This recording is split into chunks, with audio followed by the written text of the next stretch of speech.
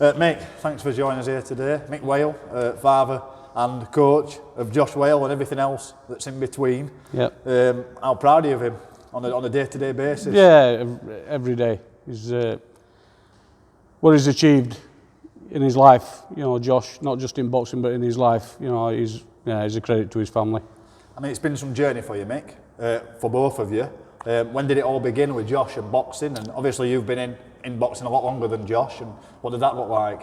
Yeah, I took Josh to a local gym, not local to us, but a gym in Denby at the time called Tom Hill. That's the first gym I took Josh and Gwyn. Gwyn were 10, Josh were 8. And he took it to a duck to water, to be fair, and it's just been, 23 years on, we're still doing it. We're still doing the same thing, And my oldest lad boxed. He had his bit, but Josh has just stayed in it, and it's all he's ever wanted to do is, box as an amateur and then as a professional. So 23 years you've been together, you two. 23 years as a team. What keeps that going? What keeps you motivated? Well, because do you fall out and things like that? No, we don't. We're pals. It's Josh's routine. Even if he's not boxing, it's like he works in daytime, but he'll take his little one to school. He'll call at my house, make me a cup of tea, see if I'm okay. Then he'll go to work. Then I'll call after work, make me a cup of tea, see if I'm okay. And then he picks me up for the gym. And we're in gym. We see each other all the time, and it's an incredible thing to say that we don't fall out. No, it's we just gel. It's a great relationship we've got. It has been. We've had great nights and we've had not so great nights, and that's a test of any relationship, whether you're father or son. But we've both got the same sort of desire, and I see that. I see it on a daily basis. Josh's desire. 99% of the time, it's just me and Josh in the gym. I'm sat in this chair, he's training. Yeah. And that might sound monotonous to people, but I get everything out of that, and he gets everything out of me being there. Yeah. So that's why we've had success. Yeah. So in terms of longevity, you've been around a while as Josh. How many professional fights has he had? He's had 40 now. Which is a lot, isn't it? It's a lot. Boxer? It is at that level. Yeah. So what keeps him there? His lifestyle. Okay. Yeah, he lives the life. Careers aren't ended by hard fights; they're ended by lifestyle decisions. And Josh, from day one, decided that he was going to be the consummate professional. You won't catch Josh with a bottle of beer in his hand, or a cigarette, or anything. He's a boxer, professional boxer, and a family man. He's doing things in gym that are 10 years, that a kid 10 years younger would struggle to do, and it's just that how he lives and how he puts himself over and everything in his life is why he's still here after 40 professional fights. Yeah. Yeah. So in terms of all that sacrifice from yourself and Josh, and as a family, there's a lot of time that's lost through boxing. Yeah. You've mentioned downs earlier. How do you come back from them downs, and what did they look like? Some of the biggest downs throughout Josh's career and your life alongside Josh. Yeah. What did them downs look like, and how have you overcome them? Yeah, we overcome them because it's what we do. It's like it might be the case that I've personally had some bad times. Yeah. With my health and whatever, and it might have made me a stronger person.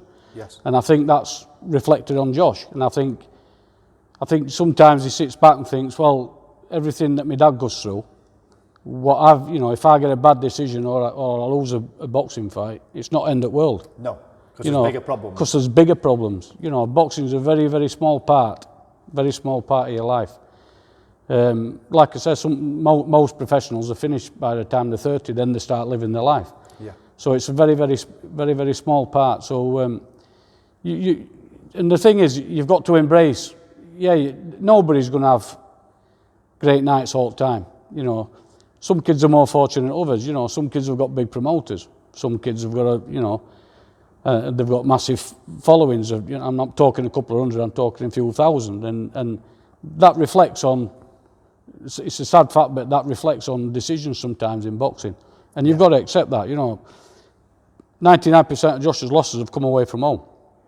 When we've been away from home into a kid's backyard, fighting on their show and against their promoter. And so it's I'm not for 1 minute saying that's the whole reason, but it's part of it, So when something goes wrong, you put it all together. Now, if Josh has had 40 fights and he's had 20 of them has been championship level. Yeah. So, and he reached that pretty soon in his career. If Josh were getting knocked out and getting knocked about, and getting hurt, I'd be the first one to say, that's it, Josh. And if I saw it in gym, if I saw him struggling in gym, and spars were getting a bit hard, then I'd say, it's time to call it a day, Josh. You've had a great career. If he called time on his career now, Chris, I couldn't be prouder. We wanted to win British title. That was our dream, mine and Josh's, win the British title. We did that. We defended it twice. So he defended it twice? He defended it twice. He's the only person to do that, is that right? The only person from Barnsley to do that. To do that? Yeah. Right. Yeah. So he's obviously Barnsley's probably the more successful boxer. Yeah. There's been some great fighters from Barnsley, but Josh is up there. There's no doubt he's up there, and maybe he's the best boxer Barnsley's turned out. And I'm proud of that fact, because when you roll it all into one, what he did as an amateur and a professional, how he's conducted himself, because I judge people on that as well, not just the fact that what they're doing in there, it's what they're doing outside the ring, and how they live their lives and what they put back into the community. And Josh nobody comes close to what he's done. He's got his own career, but as you've seen tonight, you've come in here tonight, we've had 28 kids in here tonight, Josh is training them. Yes. That's after training himself, twice today. Trained at 9 o'clock this morning, and we've trained at 4 o'clock today, and he's still in here training kids. And that's giving back, innit? There's not many does that, Chris. No. That's why he stands up there, Josh. So you mentioned losses earlier. Yeah. I'm right in thinking he's fought for this belt that he's fighting for in 2 weeks' time, twice before. Yeah. And he's come up short both times. Yeah. Can you put your finger on that? It's a case of what I've just said. It's been away from home. Okay. And on the the other kids' promoters' show. I mean, so there weren't devastating losses. There were close losses on points. So it's one of them. On another night in our own town. Yes. Josh could have been Commonwealth champion. So it's really thin lines in boxing. Some people look at score and think, you can have a kid winning a fight, if it's a 12 round, it could be 120, 108, and everyone thinks, oh, he's just arrived paced and he ain't won a round. But that's not the reflection. No. Every round could be close. It could be, the judges could be sat there and think, we're split here. Might just get it to home, kid. And it's just how it works, Chris. It's a part of the game that you've got to accept. So at 30 years old then, Josh, 31 I think he is now. 31, yeah. Is he still learning? Is he still taking? Yeah, every day. I'm still learning as a trainer. Yeah.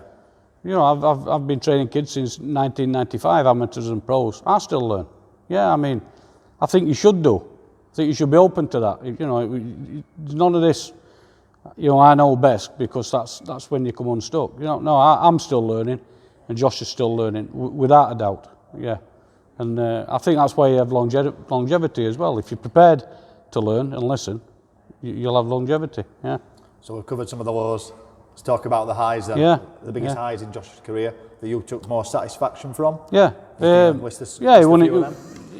won a national title. He won a national title when he was 15, British Boys Clubs champion. Yep. And he went through every round from Yorkshire round to final and stopped everybody. It was an incredible season. Got picked for England and went to Germany, boxed in Germany at Weismeier Cup. That in itself, that was a great period. He turned professional at 18, won his first title in 5 bouts, Central Area Super Bantamweight champion, right, at 19 years old. And then we have a period of he went in prize fighter, won at youngest 20 prize fighter. Could have easily won prize fighter. He beat Isham Pickering. lost a dodgy decision to Willie Casey, again. But then we've in last 3 years, we've won the English title. But by far, best night with British title. There's no doubt. I think it's the pinnacle of anybody's career. What you achieve after that's great. What you achieve before that's great. But winning the British title for me is the best belt in boxing. And then to go on and defend it twice, against 2 former Commonwealth champions, proved that Josh is at that level. We're not fools, Chris. We don't talk about winning world titles. If you're lucky enough to get an opportunity to box for a world title, in itself is a fantastic achievement. Yeah. These kids that win world titles, they've got a bit of everything. You're superstars in boxing, if you like. But we're realists. Our target was British champion, and that's what we've achieved.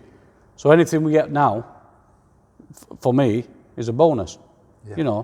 I just want him to enjoy it the rest of his career, and domestically as a featherweight, I've got no qualms that Josh could win the Commonwealth and British title as a featherweight. There's no doubt.